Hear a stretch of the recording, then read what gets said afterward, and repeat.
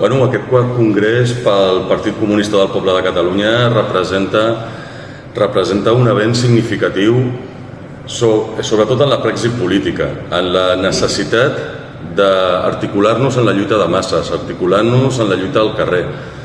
El Partit Comunista del Poble de Catalunya ja té una llarga trajectòria, no som un partit nou, hem passat per moltes coses, i aquest congrés és un congrés ja de maduresa política, és un congrés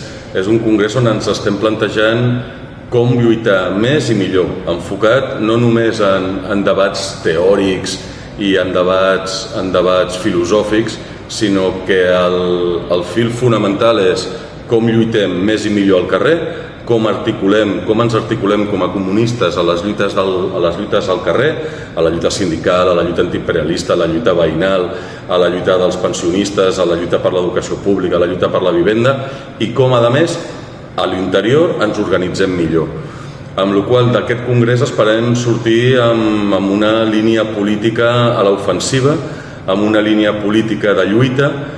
i que això ens permeti créixer, guanyar influència, guanyar referencialitat i ser cada cop més allò que desitgem ser, el partit d'avantguarda de la classe obrera, que sobretot amb un objectiu estratègic definit, és la lluita pel poder, és la lluita per la conquesta del poder per part de la classe obrera i dels sectors populars. Un dels factors més importants,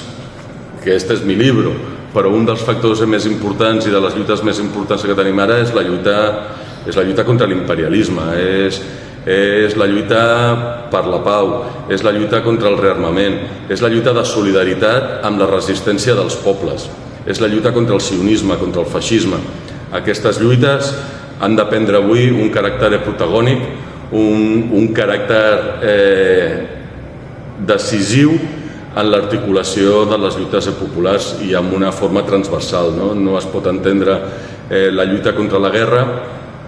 sense parlar també d'educació,